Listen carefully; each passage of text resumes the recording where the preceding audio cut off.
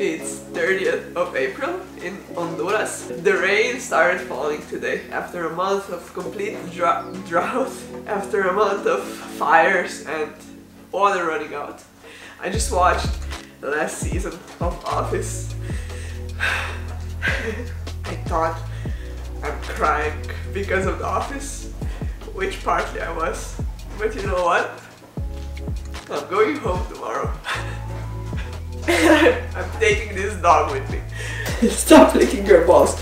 Hey, Jojo, you're the cutest. Good morning, it's 4:30. I cannot sleep anymore, so I woke up. I'm going home, you know. Oh, look who waits for me every morning. Akina sleeps in front of my cabin. Good check. Up. Morning, Yola.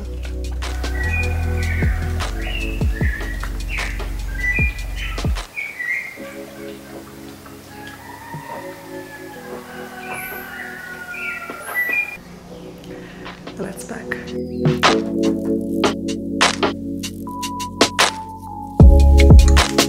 And actually I'm gonna be traveling for 3 days, so I packed quite some food and I'm gonna show you now. First I'm gonna toast some banana bread I had in the freezer. Homemade peanut butter, of course. I made two boxes of lentils with vegetables. I'm gonna make some avocados. I mean, look at this beauty. Carrots to snack and chili tomatoes. Whoever will sit with me on the airplane.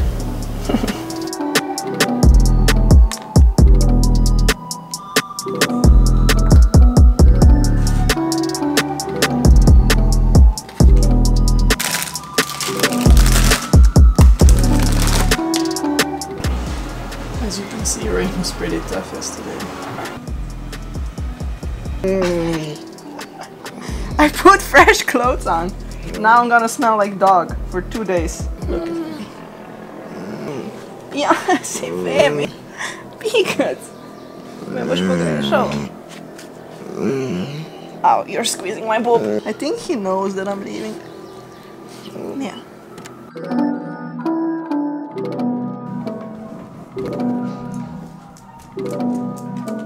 You cannot go with us. Come. Pick. Stop it. Oh.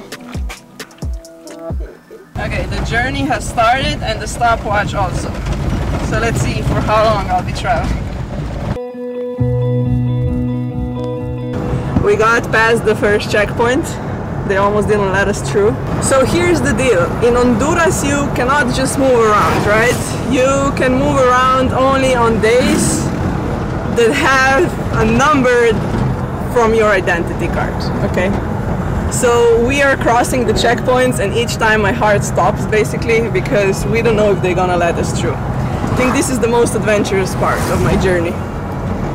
What do you think, Raul? Yeah, sure.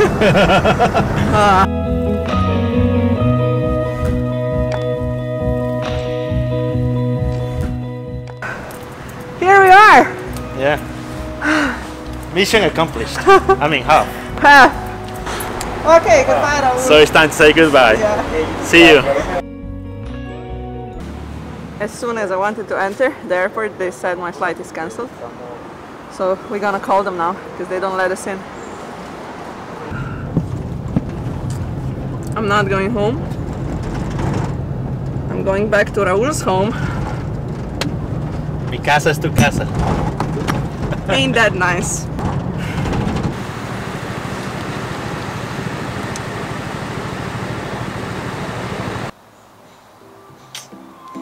I mean, let's look at the bright side, right? At least I don't have to cook today.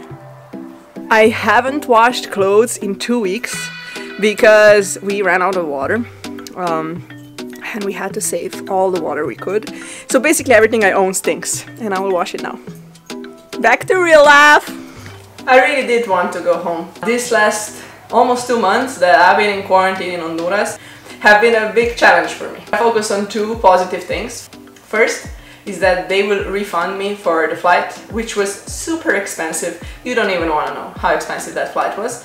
And second thing is I'm safe. I'm back to Valle de Angeles. I'm back in this cabin in Raul's house, and I'm super grateful for that. There was a moment on the airport where, again, this feeling of uncertainty and unsafety was so huge, and I think that's the worst. But once you're safe and you have your cabin back and my clothes are washing, it's like, okay, I can wait for a bit more.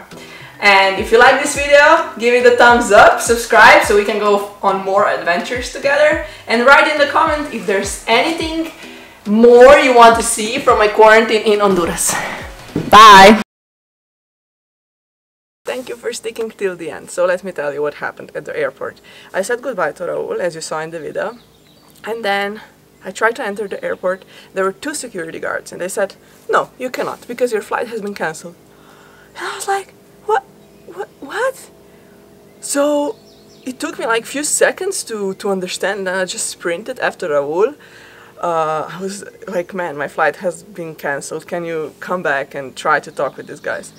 So they basically had no information. They just said, call this number. And there was like a piece of paper stuck to the entrance of the airport. We were calling that number, me and Raul.